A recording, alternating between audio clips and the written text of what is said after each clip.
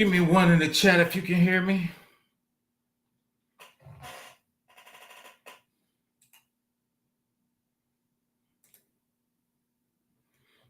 Let me see. Let's get started. You see it?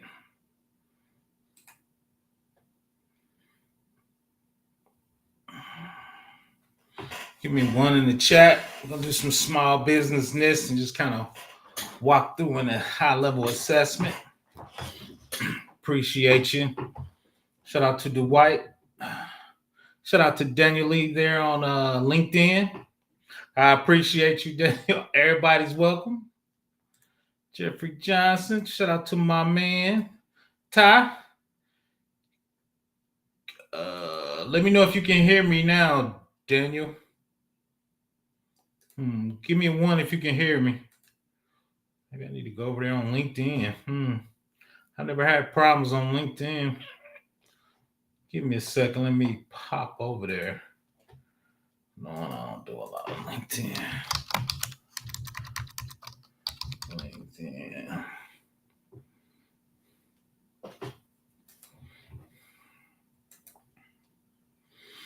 Hopefully everybody's having a good night. You know how we do it. If you got any tech or cybersecurity questions, drop them in the box. Trying to log on to LinkedIn and see if I got problems over there. Not too bad. Okay, that could be an issue.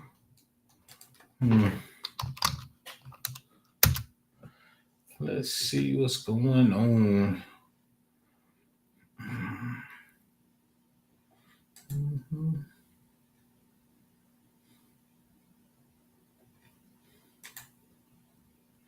See if I can get in there.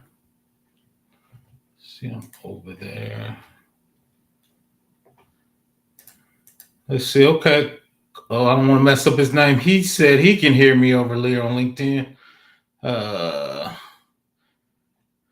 Daniel, that might be your issue.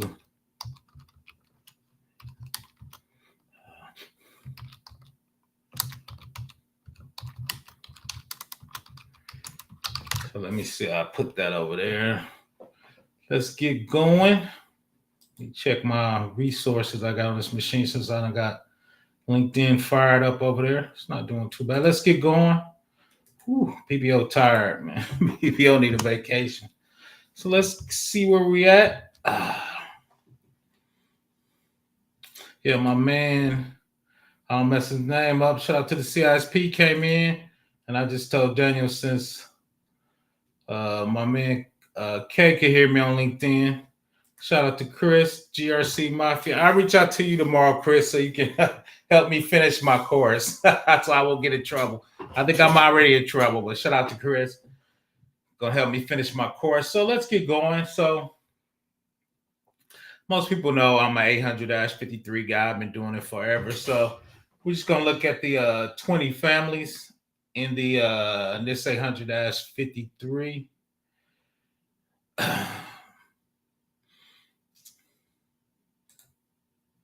So those are the 20 families: access control, awareness training, audit and accountability, assessment, authorization, and monitoring, configuration management. You see the rest of them, but those are the 20 families.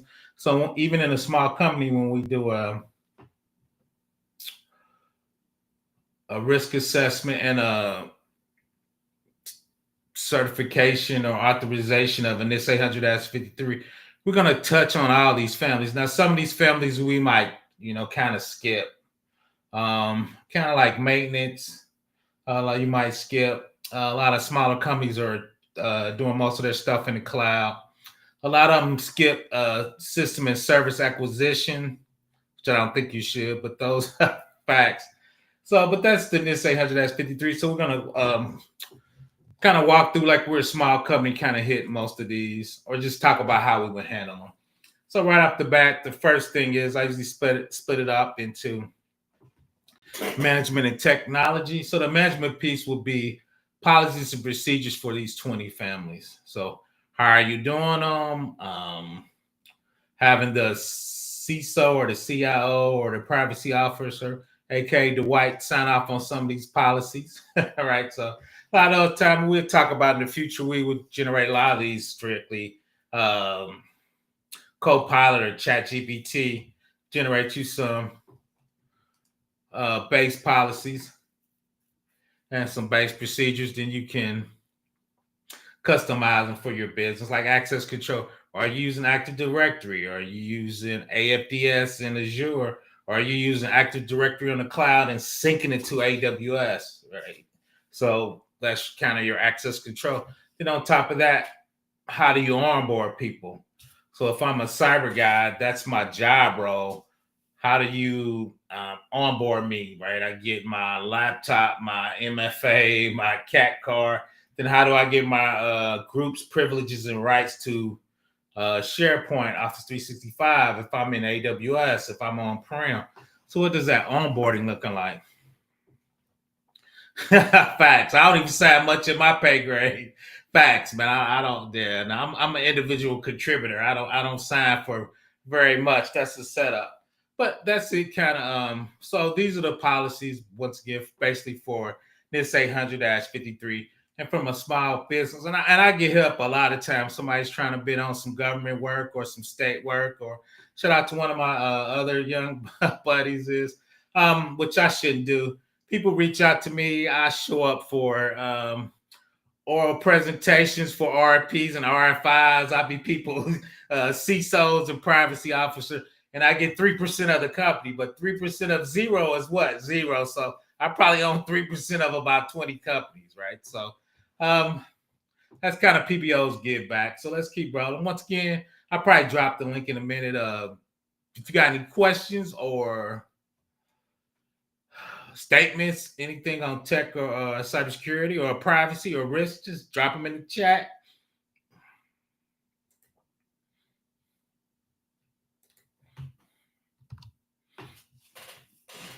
Then if you look at the subfamilies, this is how it looks. You get identify fire control name, organization. That's real big where it says organizationally defined, right? So me and Chris always chop it up there. I always say it's 800-50 is 53 is voluntary. That's incorrect because the organization defined. I used to do a lot of work for the IRS. This is mandatory and you will get an on-site audit. FedRAMP, 3 PAOs, you will get an on-site audit or you're going to be in the cloud. So they review it in the cloud, right? CGIS, which is FBI. If you're on their level 4, you get an on-site audit, right? So 853 might be voluntary, but the federal agency, when it says agency defined, that's not voluntary. So and once again, you see for AL4, these are the related controls. Then the one control enhancements like this audit storage capacity, offload the process, design, and preserve confidential and integrity of audit records. A lot of times, so what does that mean? I'm in AWS or I'm on-prem. I send it to Splunk or Open Elk Cache or Open Search, right? So it's those log workers are going off of that particular server or EC2 or MongoDB, whatever it's at. Those log files are going off that box. Because if a hacker hacks that box, they 9 or 10s will delete the logs. So when you move the logs, right, the hacker is going to have to do more work to try to get to it. Usually we have that box super hard in it. Once we transfer it to it, it's usually one direction. So you have to do some kind of MFA to get on that box or VDI, virtual desktop interface to get to that box. So we lock down that SIM box, right? So to be extra tight. So once again, so we just kind of walk into the high level security families, going to a little lower once with the control enhancements. So once again, you saw the 20, to each one of them, 20 might have 10 to 15 control identifiers. We call them subfamilies. And once again, control enhancements off of that subfamily, right? So you got AU4, 1, then there's probably 2, 3, right? So once again, that's why when you do 800-53, moderate, that's probably 1,200 controls. I need to go out to Chris's app to count how many controls that is. But once again, even from a smaller company, they're trying to bid on federal work. They're trying to bid on government work. So that's why they would undertake the 800-53 walk of doom. No, it's just big boy stuff. Shout out to Breezy. I appreciate it. Joining us. Here, let me drop the link if anybody wants to come up. While I just kind of glide through this. I ain't gonna lie, I put these slides together today. I just came to my mind. Somebody was asking me questions about a small company. So like, let me go ahead and throw some slides together and make this happen. Where is I can't find there it is. Anybody guess PBO struggle streaming as always. So let's keep going. So that once again, a high level management policies and procedures. What does that look like for NIST 800-53?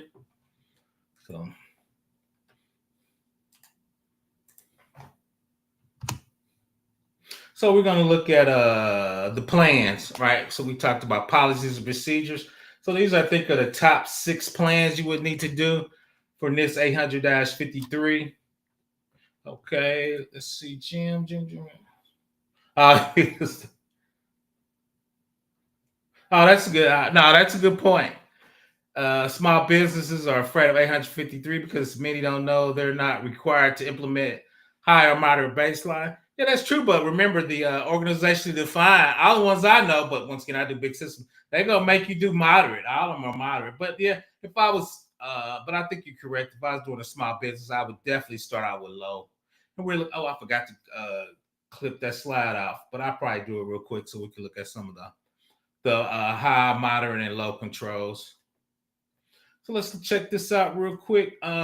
Which I don't know why they put this first. It's the heavy lift.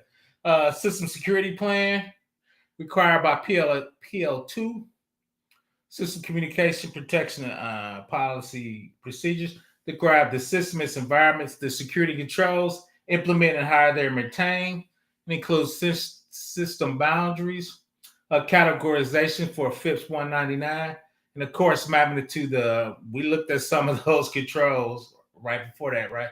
Mapped to the 853 control implementation. Right? So I've done some of these has been 600 to 1,200 pages for SSP because they go over all 20 of those families and those subfamilies too, and how they're implemented. And each one of those, it's like, it's implemented hybrid, how are you doing it? So it's paragraphs upon paragraphs. Right? And I think that goes more to Jim's point, why a lot of small businesses don't want to really take on the 800-53.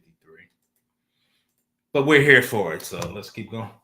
Configuration management plan. This is one of the, as an auditor, I always want to see configuration management. Key controls CM2 to CM9 outlines how hardware, software, the new one is firmware, and configurations are managed and controlled. Approved baseline configuration, change controls process, configuration audit, and automated tools or manual procedures. So once again, how are you controlling your configuration management? Right. What product are you using? Inside AWS, you can do system managers. You can create your image. Then two is what's in your image. Once again, firmware, software, hardware. A lot of people want SBOM, right? Bills of system bills of material of what went into building that particular configuration baseline. I think that's the newest thing. A lot of people are struggling with that SBOM. But once again, from a plan standpoint, you need your configuration management plan. Incident response plan, IR. Describe how the organization prepares for, detects and respond to, and recover from security incidents.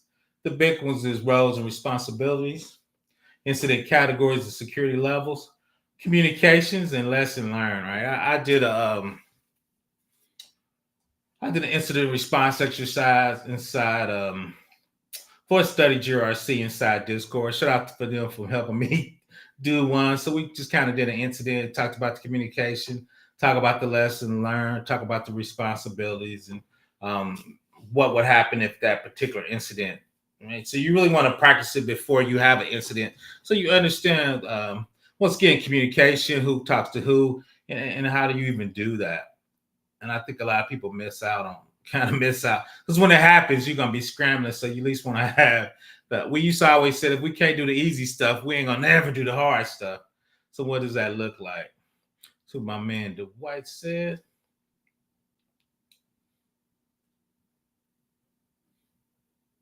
Oh, that's a good question. You definitely have some mature. Even for 53, basically we probably level one of maturity. What does that mean? You got with policies and procedures. You got repeatable process. You have a CISO or CIO part of your organization. You're doing risk assessments. You're reviewing contracts. So you definitely need a level of maturity to even start 53 low. You're correct right there. A lot of times before we get to 53 low, I would say best practice of the industry.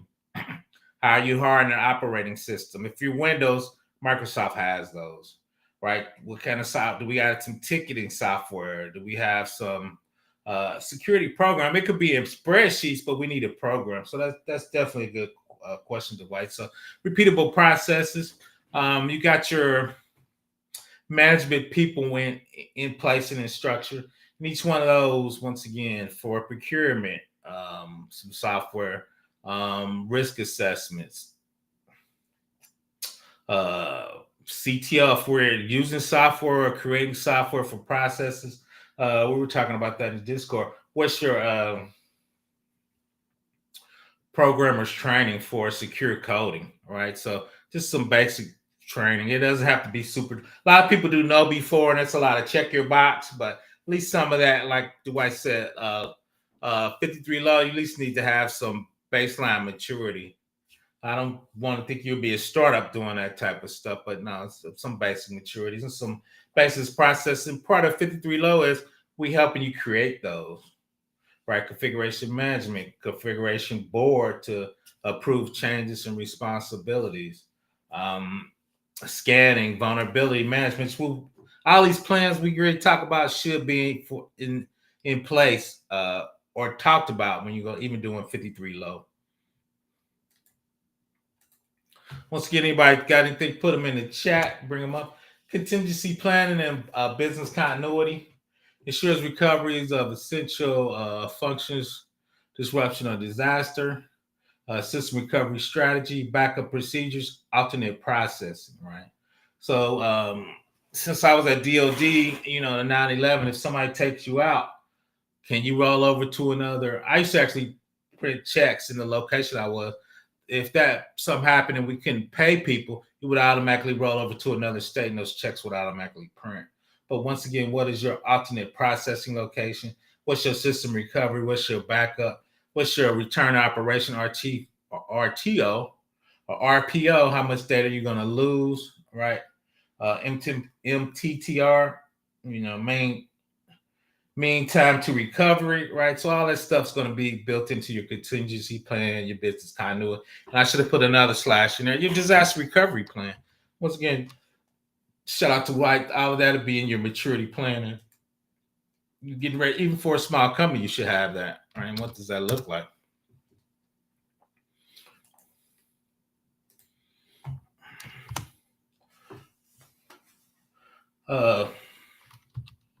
Security assessment plan. CA, describe how security controls will be tested, reviewed, and validated for effectiveness. So I'm usually on the technical side. So usually I'm using Rapid7, LexisNexis. On the AWS, I'm using AWS Config, Security Hub. It is scanning. We're going to look at a small architectural diagram. It is scan that and give you compliances of what you should need in your what you failed inside that particular setup, right? So that's how we test and review. A lot of times that's going to be manual. Are we looking at webcams? Are we looking at doors? Are we looking at key cards, right? There's a lot of things from a manual visualization, right, that you would have to interview people for and ask those particular questions and be comfortable with those questions. Security awareness training, we were just talking about that. You got to get those records and be able to show those. Define how personnel will be trained on security responsibilities and threats. The big thing now is developers and secure coding, right? They need some training at. Even DBAs, we try to get them training. So those specialized tech people, we want to make sure they have some at least high-level security training, right, to be able to go through and make sure from an assessment that they have that. So I drop the link if anybody want to come up. I know it's late night with PBO, and PBO is tired. He got to get it together. let's keep going. Once again, we just kind of going through. We looked at the security families.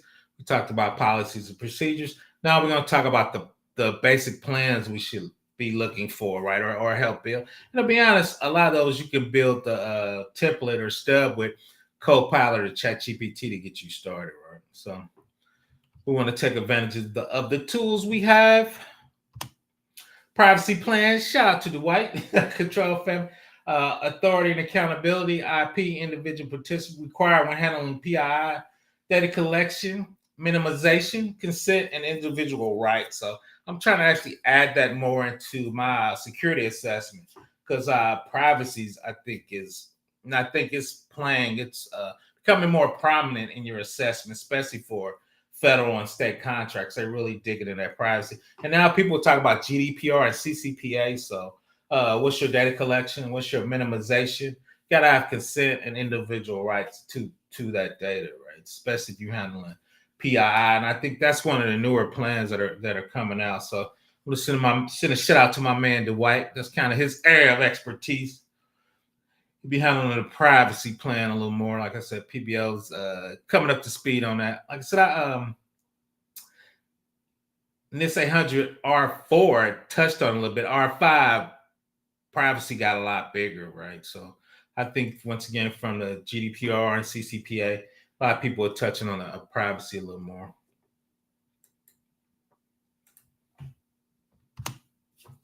Some other common ones, plans, data management and data protection. Vulnerability is big. Patch management is big. Gotta have a risk assessment and POAM, right? POAM is just a schedule of how we track and fix deficiencies. So those plans, that's probably 10 plans, right? Those plans are probably 10 pages each. So just getting those built up and kind of walking through those and just making sure you have an understanding. Even as a small company, you want to be doing some basic vulnerability scan. We know there's Patch Tuesday. You need to be doing from Windows. So, what's your patch plan and your patch schedule? The risk assessment. Any software coming in new to organization, you should be doing a risk assessment on it. So, I probably start doing my third party risk lunch and learn. Get that started back up. But those are it. But once again, that's 20 families and probably 10 and of those 20 families, you're going to have policies and procedures. Then you're going to have all these plans, right? So you, as a small business, need to be scaling up. Shout out to the white, getting your maturity up. So you're at least doing these plans. Shout out to Regine for joining us.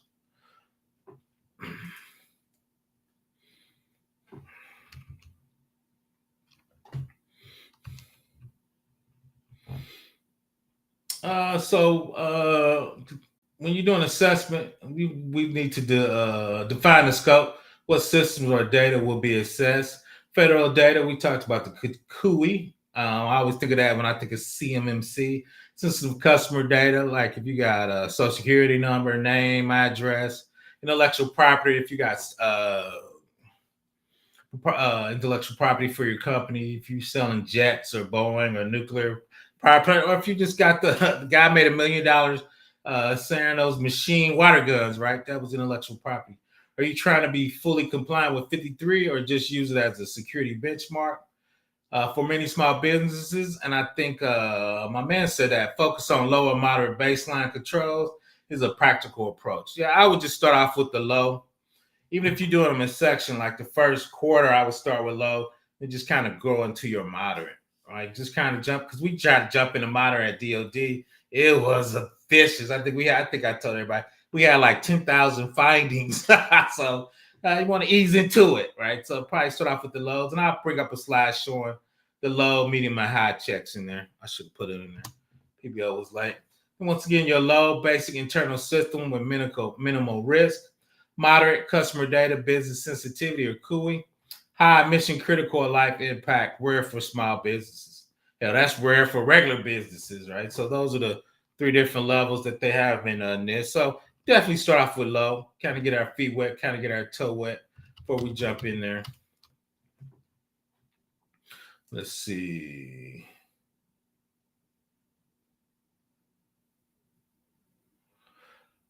That's a good question. Uh, I think they talking more of a compliance assessment going through all your NIST 800-53 checks. When I say compliance assessment, it usually said user defined. So the compliance check will be the IRS, FBI for CGIS. I think NASA's NIST 800-53. So when they say an assessment for there, I think they're talking about assessing the controls of NIST 800-53. The management controls, which are policy procedures, and we're about to look at the technical controls. The risk assessment is there is an RA security family inside this 800-53 that referencing risk assessment. So it's 65. Well, DOC, we was doing a lot. I mean, but you got to think though, is we had 100 VMs. So it's probably about 2,000, but since they replicated across, 100 VMs, like 50 app servers and like 75 application servers, 50 application servers, we were doing Apache and Tomcat and flowing that into an Oracle database. So we had a lot of VMs. We had a couple projects going on. So it was 10,000, but once you broke it down and took the duplicates out, it wasn't that bad. Price was 2,000-3,000, but it was crazy. Security expert, it was crazy. But that was our first foray into it. And seriously, that's 25 years ago. So there's a lot of products to help you, a lot of products to get you on a path. I think back then we was kind of brute forcing it. So I learned a lot. I learned a lot. Tailoring controls. NIST 853 includes hundreds of controls, actually 1,000. Use NIST control selection workbook or cybersecurity framework to identify only relevant controls. There's tools like NIST OSCAL or Open Control to help you automate this. Once again, I usually use Rapid7, Nexus, or QualSys is the big three. And then from the AWS standpoint, they got Security Hub and AWS Config. So what does tailoring means? All those controls, you're not going to need them all, right? We might just be a whole Windows shop. We might not, in there, they have shredding. We might not ever print out CUI data or that type. So we would need the shredding controls. Security acquisitions, we're a smart company, so we might not need the whole process of procurement, right? We might want to cut that down and tailor it because we're a small company. We probably running, we probably run 2 or 3 new apps a year. Once we get our teams and Office 365 in there, they're going to be the same ones. So it's not like when I was at DoD, we were always looking at software, right? Because we're a major company. I think DoD had 30,000 people. I was in finance, so it wasn't that many people, but there was a lot of people. So a lot of people was on software. So once again, tailoring, what are those 20 security controls you need and which one of those you can actually pare down because you're a smaller company. So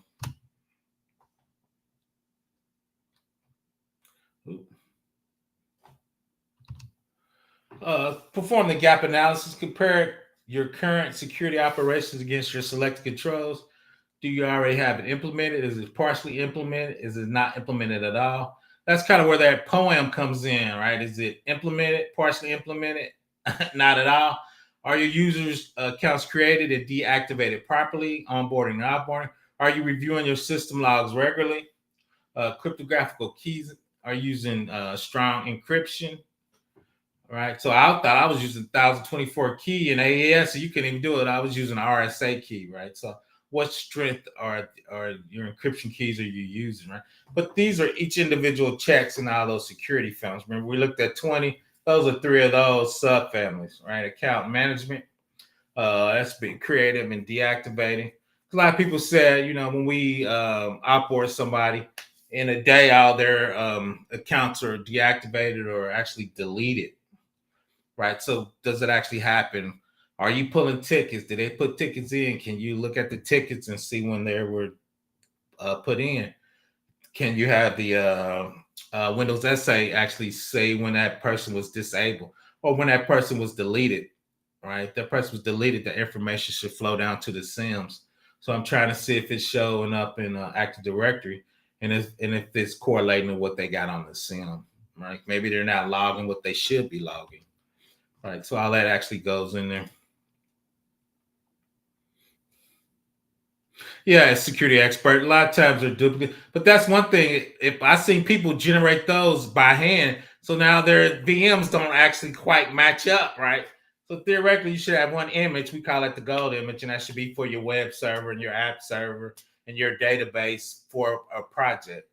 Now you might need some, maybe it's doing something different, but you should only probably have probably 6 or 7 images per project, right? But yeah, so and that's where it should be. If you have your gold image and you building your system right, you should have a gold image and spin that image up for all your web servers. Have an application spin that up. So all those vulnerabilities should be same across all your environments, right? And that way you can test them and your environments are good. So, but when it first came out, 10,000 security expert, I was perplexed. I was like, "What's going on?" I was like, "Oh my god, we in trouble." So, but we just talked about the poem. Describe how your organization meets each applicable control. We were just talking about them. Identifying gaps and how to remediate them. Use a template like NIST SSP, Poem, Excel, or Word template. FedRAMP template is great. Yeah, I use FedRAMP. If you go to fedramp.gov, we'll talk about that in a minute. They have a ton of templates. So I always start with those and cut those down. If you're a smaller company or medium-sized company, every now and then I might have to add something to them, but I usually start with the FedRAMP templates. Those are my favorite ones. The NIST ones, some of those they're decent, but a lot of those are old, right? Some of those special publications are 10 years old. The FedRAMP, they look at those every year. Remediate and monitor, address the gaps identified on your poem, establish plans for ongoing monitoring, even if lightweight, quarterly checks, live reviews, patch scheduling. Yeah, so a lot of that can be automated. So a lot of times is we scan our password was 13 characters length. NIST and FedRAMP wants them to be 15. We're too short. So when can we put that? So that's a gap. So when can we fix it, right? And Active Directory to be 15 characters, then we can become compliant. And once again, we scan it for those compliance scans. If it's NIST or FedRAMP or IRS, we can scan it and say, okay, for this particular agency, a lot of people know I used to do a lot of IRS work. It's I think it's 14 characters, so we can scan for that. If it's not, we're gonna make it that. Then if we scan it for some reason, it's not that. Did somebody roll it back? Did somebody put a patch in that didn't get reviewed? Right. So how you do that? How are you going to ongoing monitoring? Once again, for a lot of that stuff, it's QualSys, Rapid7, and Nexus Lexus. Once again, I'm an AWS guy, so we're doing Security Hub and AWS config for conformance. And I took a couple screenshots coming up. See if we got anything out there. So the small business, we had a 3-tier. Everybody know I do AWS. So we had a web server, app server, and database. So we just about to go through kind of some technology architect. Kind of, I wouldn't call it old school. A lot of people still run 3-tier, but serverless is big. And a new hottest hot thing I need to get into, we talked about that, is Docker and Kubernetes, right? But we're going to talk about the old web server, app server, 3-tier architecture. And in AWS, this is what it would look like from an architectural diagram. This is what we would ask for the SSP. What is your architectural diagram? So at the top, you see your internet, ALB, application load balancers. AZ is a data center. US East 1A is a data center. US 1B is a data center on the East Coast. The cool thing is it's in the same region. At the top, you see it says US East 1. And there you see 1A and 1B. So that's the region. They have between 3 and 6 data centers in a region. They're usually 75 miles apart. Each data center, US East 1A is a data center, 1B is a data center.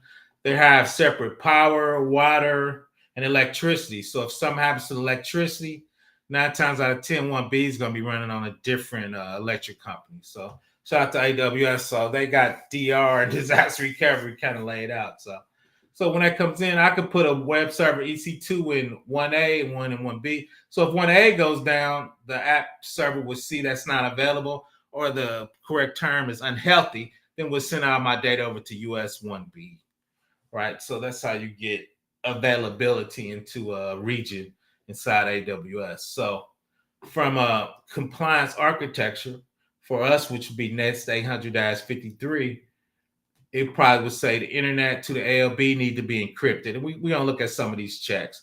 The application to EC2 needs to be encrypted, right?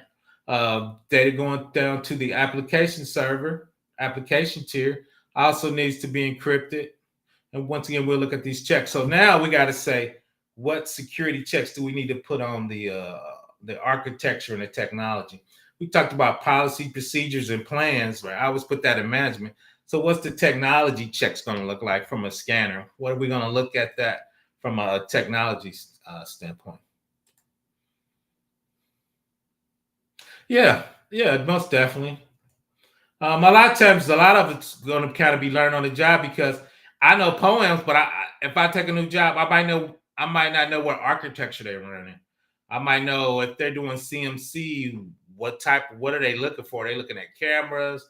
Are they looking at shredding? Right. So the poem's just the schedule, and then what are we reviewing from that particular agency defined. Once again, I do a lot of IRS stuff, so I know that like the back of my hand, right? So shredding on site, you got to put PI in 2 envelopes and put a red sticker on the second one that you put in the first one, right? There's a lot of weird controls, but now it could be learned, Ty. Oh, facts, facts. I use the FedRAMP and it's kind of ugly. Facts, facts. So let's keep going. We're just gonna put our toe into the tech side, right?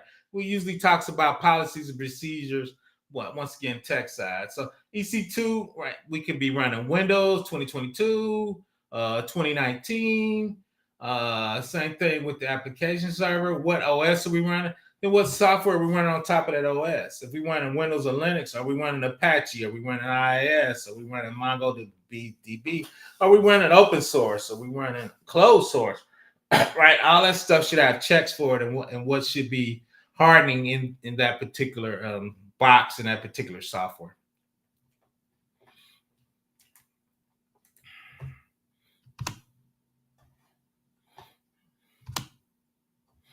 Here's the same thing, 3 tier, but we showing a database as the third tier at the bottom.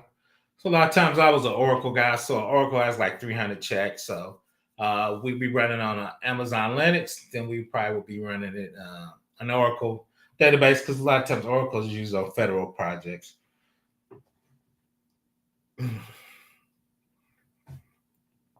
lot of times we do ask for architectural diagrams that go into the SSP, right? So you just come in, customary, especially in AWS, that's the internet. Once again, web tier, that cross up there is a load balancer.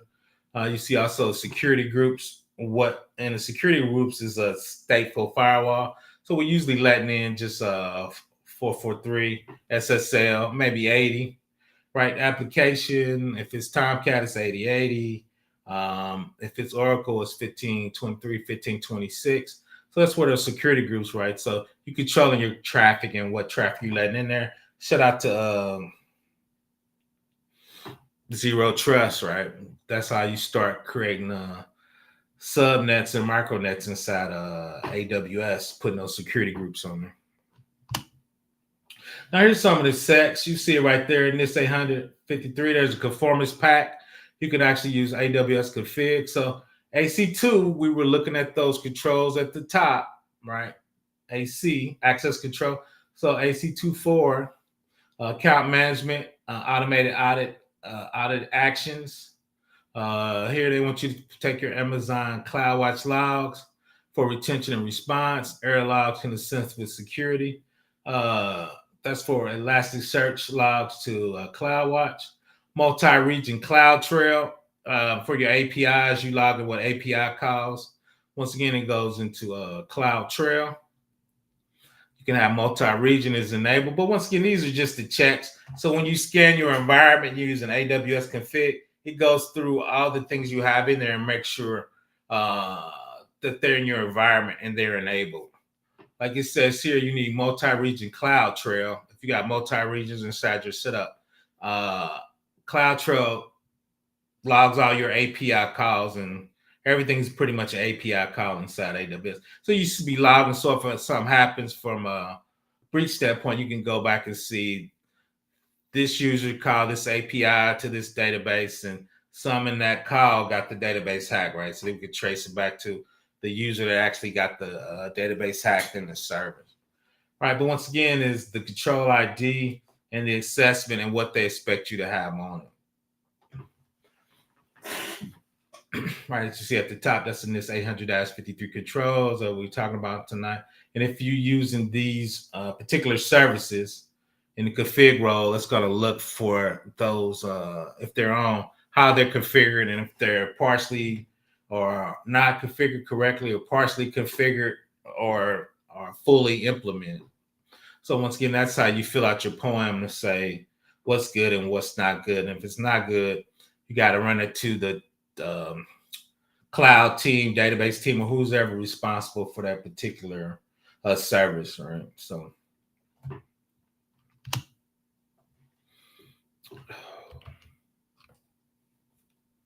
shout out to Jupiter.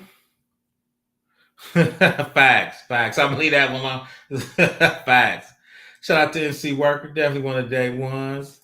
Shout out to Jupiter. Thanks for joining me. Are you able to provide your sides for us? Yeah, if you want them. If you want them, you can always get them in NC Worker. Definitely want them. Just reach out to me. I think we're cool on LinkedIn. Just reach out to me on LinkedIn, or just go to my YouTube channel in the about. I think you hit the checkbox. My email will pop up. professorblackops@gmail.com. So if you want them NC Worker, you can definitely get them. In Security Hub, same conformance pack. If you look at the EC2, basically that's the operating system. If we got a EBS snapshot, which means we put disk into that EC2, all right, it should be a snapshot of that disk. VPC group should not allow inbound and outbound traffic. So once again, this EC2 being Windows or Linux or Ubuntu or whatever OS is, it's inside a VPC on the subnet, so that, and it has a security group, and it can have a public or private IP address. Then it has one EIP, which means it's an IP address that will never change. So these are the checks that goes to those. Right? VPC flow logging should be enabled for all VPCs. EBS default encryption should be enabled. So once again, it's going to scan your environment and tell you if these are met. And these are NIST 800-53R5 checks. Once again, EC2 is your VM inside AWS of what checks they expect to be on it. When I moved from DoD to civilian, they decided they use poems for CYM document. No, that's true. A lot of times too, that CY is if you get called into court. But now, CMCs has those 3PLs that's gonna come on site. So no, that's definitely true. But once again, from the Security Hub, these are checks. They're gonna be for your EC2, your subnets, your VPC. We look at the diagram for again, your application load balancers. It's gonna have checks for each one of those for your NIST 800-53. Right. Then, like Jim R said in there, that's going to tell you in your poem, these things are still open. We have findings, meaning they wasn't configured right for a NIST 800-53 environment or organization. So these are the things you need to fix. So that's why when you talk about a couple thousand checks, right, that's where all the checks come from. Right. And I think I just pulled out all those were EC2 checks. VPC should be configured with interface endpoints for system manager, incident manager.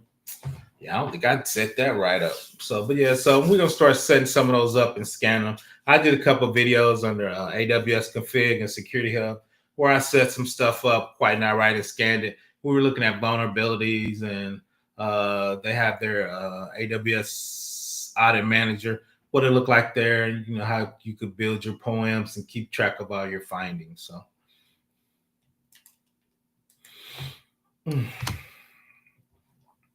Marketplace. So I just pulled this out. CIS hardening level 1 for Windows Server 2019. You can actually buy your EC2s hardening and use these when you purchase them. So you want to harden them yourself. And you see in the highlights, level 1 CIS benchmarks developed for processing accepted by the government, business, and academia. Helps with PCIDS, FedRAMP, DoD, SRG, FISMA, select NIST publications. So you can buy images already and just spin them up. It was like a 2 cent an hour to run these, so it wasn't bad. So I think it was like $200 to run it for the whole year. I think 24/7. So once again, you could go into the marketplace and you can buy pre-hardened images, those AI images there. I think that's all I really had. So I just want to touch on it. So when you looked at those checks, right, for EC2, there's our EC2. And then we were looking at those checks. It will scan that EC2 and make sure from a NIST 800-53. You can get it from CMC, IRS, NIST. They have conformance packs for pretty much any government compliance that you can scan to make sure your environment's set up properly. A lot of times too, which I should do, you can go on conformance pack. I take those and I actually put them in spreadsheets and give them to the teams, right? So the teams can look at them and kind of figure out what's going on. Yeah, if you go to I'll put the links in there. If you go to AWS config conformance packs, I think inside they have their sheets. Stig viewer, there's a common code. They have those for the STIGs. CIS benchmark, they have theirs are out there. They're in PDF form. I think you can forward them to them. But yeah, if you do the STIG viewer, so you can download this zip file from STIGs and get a STIG viewer, and you can actually export them out into spreadsheets. Just reach out to me, Juniper, if you needed some dev down into that a little more.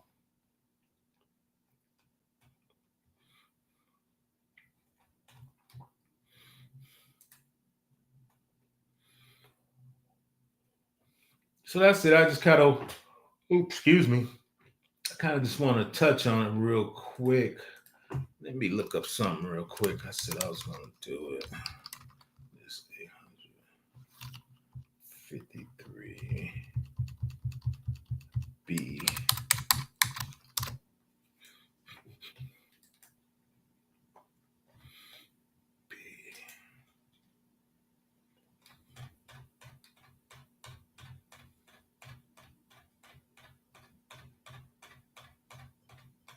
So if you have any questions, just put them in the box, tech or cybersecurity. The B, it's B. Okay, there it is. B, and let's switch over. We talked about the oh,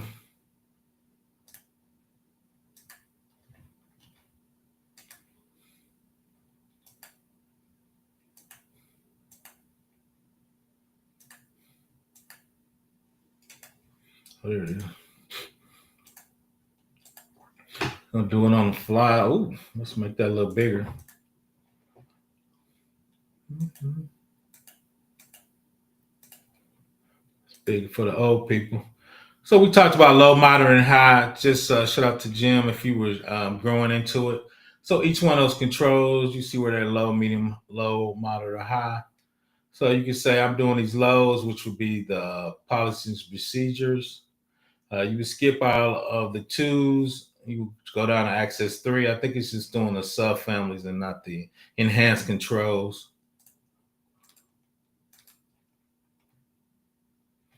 Yeah, it's just doing the enhanced control. So we can start off with low, which is there. Then you get to skip out a lot of those. Once again, I think it's hitting on the main family. So shout out to Kevin for joining us. I appreciate you. So once again, low, medium, high. I think Jim threw that out. Start with the lows, and these are the things we would only implement, right? And moderate. Then if you do high, but you could grow into with the lows. So um, that's what I kind of recommend companies trying to do, especially if they're trying to get into some of that government work and what that would look like. Once again, if you have any questions, just put them in there. I'm gonna get back to. So yeah, once again, that low, moderate, high. That's actually NIST 800-53B. They got 53, then they got A, and they got B. So I usually do B a lot. Once again, when I help smaller companies. So usually the smaller companies, they're pretty mature because they're trying to get government work. So they've been at a certain level. So a lot of times it's cool. They usually have a PM, so I usually work with their PM to help, like my man Ty said, and kind of build them a poem and get them started. A lot of times, what are we going to look at? What controls we're going to look at? And two, when we were looking at the conformance pack, what controls are we going to look for in that scan?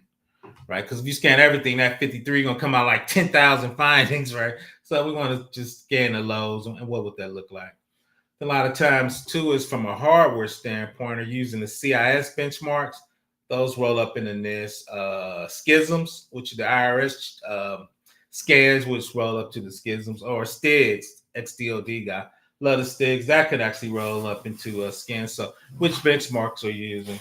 I'm a STIG guy, but they're alpha heavy. So I usually start off with the CIS benchmarks into that. What did that look like? Once again, I dropped the link if anybody want to come up, or if you have any questions, just drop them in the chat. Getting ready for hump day tomorrow. PBO struggling. PBO struggling. So PBO got to finish his course. He in trouble. He got to finish his course. He's tired, man. We're going to have to get to it. We'll have to get on that. So once again, shout out to my man. Was that NC Worker that asked me for this? Yeah. Here, NC, I'll go out and here. Put my government name on there. That's me on the LinkedIn side. So just ping me on LinkedIn if you don't want to look up my email on Discord. That's me right there with the flip phone. I need to upgrade my LinkedIn picture. I liked it because I was skinny. Shout out to me. But yeah, reach out to me on LinkedIn if you want the slides. I can just upload them inside LinkedIn to the slides. If anybody wants any slides, PBL is not trying to gatekeep any information or hold it. To be honest, these slides are a little janky. I did them all today. So I was just kind of looking for some docs. I'm fine. You with your real name. So, but yeah, facts. So reach out to me on LinkedIn. Shout out to my man Chris. We always out there on LinkedIn sharing great information. Check out that put the GRC study group in there, Chris. Put your link in there. But yeah, so I'm usually hanging out with the young whippersnappers and study GRC. Shout out to Chris. He gonna help me get my course finished. I'm late. I'm being trouble. I've got to get back on it. PBL just been tired the last couple of months. PBL almost 60. He wearing down a little bit. He wearing down. But I would appreciate everybody for joining me. Once again, I'm easily found on LinkedIn or Discord. I'm usually in Study GRC's Discord. Shout out to Chris for helping the old guy find stuff. I be struggling in there. I've done a 171 and a 172. I wouldn't say I compare them. I talk about them a lot. For me, it's not really worth comparing, to be honest. For me, they're so different. The structure and the volume of checks. I just know 853 is a superset and 171 and 172 are a subset. With them being NIST, though, they do hit a lot of the same families. From 53 is just which ones they took out. Definitely come check us out on YouTube. I'm usually in there bothering them. Usually bothering them, study GRC. So yeah, I'm usually hanging out with that good. I appreciate you, Jim. But yeah, I do have, and I need to upgrade because my CMC was old. I think I might start doing a little more CMC. people been reaching out for me to do CMMC, and I don't know.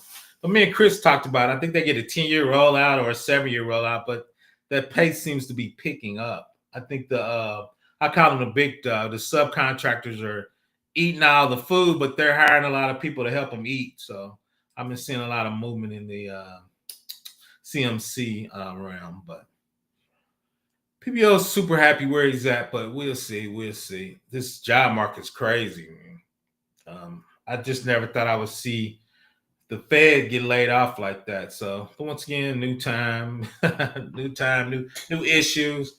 Don't give up. It's a tough job market. Keep grinding. I think it's gonna break loose probably 2026.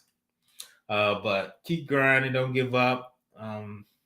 Keep pivoting. A lot of people are going to give up on GRC and cybersecurity.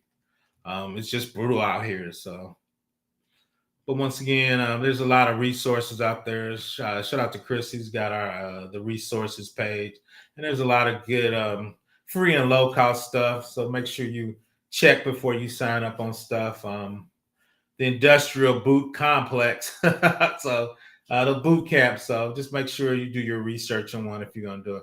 CMC. Yeah, facts on that. Facts. Yeah, the CMC. So yeah, we want to make sure you getting value. We want to make sure we add value to the GRC community. That's one reason I came here. That's one reason I came to YouTube to help people and not be gatekeeping. I think the boomers be gatekeeping, so we're gonna get out here and help people. No, I agree. My man Kevin said it out there. I do see a lot. I get a ton. I think getting in the industry is extra hard, but you're right there out there. But a lot of times, depending on I guess what you're studying, GRC, cybersecurity, it's just even for entry level jobs. I want you to have 3 years of experience for entry level jobs. So we gotta kind of overcome that. But once again, don't give up. Keep grinding. Let's get this hump day out there. I'll stay on a few more minutes if anybody has any questions. Who's Walters? I don't remember seeing that, GMR.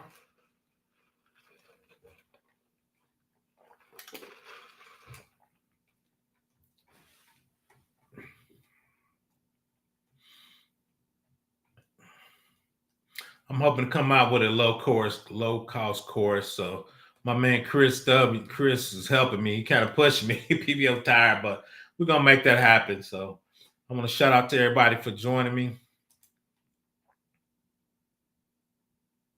No, I agree with that. That's definitely a good point. I don't disagree with that. I think a lot of people kind of want to go straight into GRC or straight into cybersecurity, and I think recently, I think that became an option. But I'm old, Kevin. You had to kind of apprentice. Like I was a programmer, junior programmer, web admin, application DBA, Oracle DBA. I did 15 years, but before I became over to cybersecurity. I think that's kind of a little older trait, Kevin. I've seen the kind of market change. So I'm with you right there. I think that's the old way of thinking, Kevin. But I think me and you together. I'm gonna see if any one of the kids want to chime in on that. I shouldn't call them kids. They're all 30, But no, shout out to them. I think, but yeah, that's kind of how I came in, Kevin. I was a programmer for a decade before I even thought about cybersecurity. I was a programmer for a decade, and I think I did 3 years as an Oracle DBA before I pivoted into cybersecurity, and I did that for a web team for a long time that was doing this. Then I pivoted to GRC because I was doing a lot of IRS work when I went to the state. Shout out to Alita. Thank you I appreciate you. Thank you for joining me on Easy. Oh, you late, big dog. 2000. I came in and I graduated with a bachelor's of science in 1990. Kev, you late, player. I got you by a decade.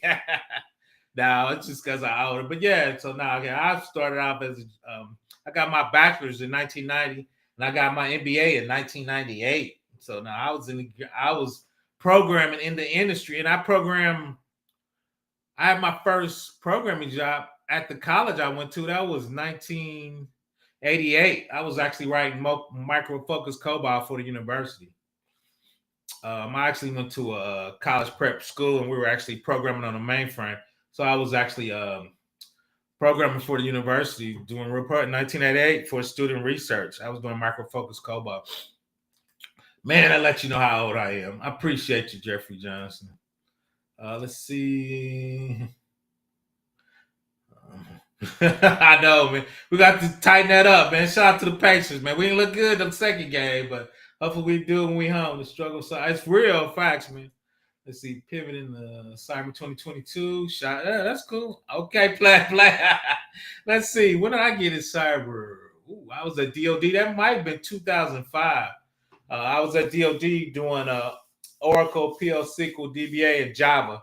Then they brought NIST in because Chinese was hacking us, so they trained all even consultants. So that's when I got into doing NIST when I was at DoD. So we had to go through all our programs to get them NIST 800-53, which is FISMA back then, and they actually had on-site assessment to see if we were compliant. So, but yeah, that's when I first really kind of got in security and got in kind of to that compliance. Once again, I was doing Java on the web servers. So all the Java servers, I was doing the config for those. Shout out to my man. He works for AWS. I'm going to see if I interview him. He was actually the manager of the team. So let's see what my man Casual Economist said. One of the day ones. Not really yet. I'm probably gonna try to. I've just been kind of not even really worried about it, to be honest. I'm trying to do this course, so that's kind of how I was gonna try to get the money. But yeah, I'm gonna make a. I need to get a little rested because to get that monetization back, I'm gonna at least have to go live 3 days a week to get that. Because you got to get 3,000 hours within a calendar year. I'm not too far off. I think I got like 1,500 or 2,000 when I had it before. But yeah, you got to grind to get that. I don't have, my views aren't that high. So for me to get it, Casual, I'm going to have to go get it. Shout out to my man, B2B, though. I might need y'all to come and, y'all should do those 30-hour streams. Get those 30-hour streams. But I think YouTube's blocking them. I think they'll let you do a 15-hour stream. I might do a 15-hour stream. I don't know. I'm too old for that, Casual, but I appreciate you. 1980s when I started. Facts. I used to do, like I said, at university, I did micro focus COBOL in 88. Then when my first internship was for the state of Indiana, I was doing COBOL for IBM mainframe. Shout out to the working storage section. So yeah, I'd start off at mainframe. Cool. Yep, OGs, man. I'm really trying to make sure I stay relevant, jump up in the cloud, Kevin. That's gonna be my last thing before I retire. So I think that's the cool thing and the bad thing about IT. You can make good money, but you got to make sure you jump on the next thing, right? It was client server, now then it was web server, now it's the cloud, now it's Kubernetes, now it's serverless, right? So it's a lot of stuff. And like my mother used to say when she was 91, I just don't memorize like I used to. My memory ain't as good, though. But shout out to me, I did get 2 AWS certs in the class too much. I got the associate architect and the associate sysop. I'm studying for the developer. Then shout out to Chris Whitlock. I need to get on my CISP, but I've been getting on my AWS because the cloud is now. I don't want to be left behind. I appreciate you. Let's see, coming with such background, do you think it's harder to keep up to date? No, it makes it easier really to keep up to date because a lot of the terms we were doing VMs, hypervisors. Now on the web, it's just EC2 or what the AWS. All the stuff you're doing on prem, you're doing in the cloud. They just make it easier to spin it up, right? In the old days, you have to put in a requisition to get this space, and it was expensive. Now I can just spin up a couple hundred gig for a couple pennies inside AWS, right? If I put it on their, their Blizzard drive, right? Right. So I love connect what you teach. I teach. Oh, that's fun. I talked. Yeah, we can connect. Reach out to me on reach out to me on LinkedIn. We can definitely connect. I just reached out to a couple people that have been hitting me up. Yeah, we can definitely reach out. Yeah, I taught intro to cybersecurity for community college for 10 years. Kids just start trying to boss me around. PBL don't play that. He too old. So I stopped teaching. I might go back to that. And I was an adjunct professor, man. that really was lunch money. So a lot of times, so for me, I just did it as a love affair, right? You adjunct professor, you're not making killer money, right? But I did make $30 an hour. You just work, 10 hours a week. So I just replay your compliance playlist. I appreciate that. Yep, I need to post my compliance playlist in there. That's where all my good stuff is at. Security back. I started out mainframe ops. Oh, MFXA mostly networks. Okay, that's cool though. MVS, yeah. So I started off that, then I switched to Oracle. I actually went to mini VAX, which is the mainframe clone was a VAX system. Then I went over to Oracle. A friend of mine trained me as an Oracle DBA. Then I was off and running. So that was kind of my background. Oh, shit! Shout out. I'm actually thinking about getting the AWS AI practitioner, and then they have an associate architect of machine learning. So yeah, you definitely got to get your AI. You definitely got to get your AI. Shout out to me and Chris been having spirited discussions on AI. Right, where does GRC start and stop in in AI? So once again, they keep me young. Let's see, wow, now facts, man. That's why I used to do that. I mean, honestly, I studied and certified more than ever. Oh yeah, facts. You got to stay on there. Oh yeah. I've been in there before. He used to come on to my channel a little bit. Y'all need to check him out. He kind of had his own. It was like a different website originally, so I don't know if he was doing that. I struggled to kind of connect. He wasn't on YouTube like that, but no, definitely a fan of Professor Rogers. I've been in Cyber Lounge a couple of times. PBO just kind of stayed on a few platforms. His was a little different, but now great content, great guy. We chopped it up on my channel a couple of times, and we chopped it up, of course, on LinkedIn a few times now. Definitely familiar with him. Drop a few more questions, and we're gonna jet up out of here. Once again, I want to appreciate everybody joining me. I think I'm gonna get back to my risk assessment, lunch and learn. I got to figure out when a good time to do that. My job's just been getting crazy. So I've been all over the place. That's one reason I'm tired. So we up now. We up now. We going to bed now in a minute. PBL been trying to walk in the morning too. I think that's making me a little tired. PBL got to lose some damn weight in 2025. Man. PBL got to get a little better shape in 2025. Once again, I want to appreciate everybody for joining me. Y'all saw me. Let me highlight. Let's say Chris taught me I doxing myself. If you need me, I always reach out. I definitely would give you a 15-minute conversation. You can actually start up a meeting inside LinkedIn. Now you put meeting, it'll just hook you up. You can do your meeting right there on LinkedIn. So I usually do give anybody. That's not it. Where's me? If anybody needs 15 minutes, you just definitely get at me. That's me right there on LinkedIn. If you need to reach out to me on LinkedIn, or you can go to my YouTube channel, hit the about, send me an email. We can definitely link it up. We could definitely come on here. We can make it private and just do a one-on-one. I do that sometimes too. But it's say, just put it private, never gets published. Just quick conversation. So that's it. Once again, I want to appreciate everybody for joining me. This is usually my time. Late night with PBO, quick 9 Eastern time. Get you ready for bed. Oh, not the OS 360. It's cool out. 37 now, facts. I appreciate you, Jim. Appreciate everybody for joining me. I'm out. Everybody have a good hump day. Chris, I'll reach out to you tomorrow so I can get back on that course for Dr. Ozier. Fire me. I appreciate you, security expert. And once again, I'm usually if I'm not here, I'm definitely with my man Chris on the Study GRC channel. So definitely go over there and subscribe to my man. So I'm probably pestering them. I'm usually on their channel probably. I don't know. If they go live 3 times a week, I'm on at least 2 times a week, causing mayhem and havoc, especially when they disrespect this 800-53. I gotta come up on the mic. But I'm out, everybody. Everybody have a nice hump day tomorrow. Once again, ProfessorBlackOps@gmail.com. Reach out to me on LinkedIn. I got the flip phone. I think I'm clean shaven, looking kind of slim. That's probably 2005.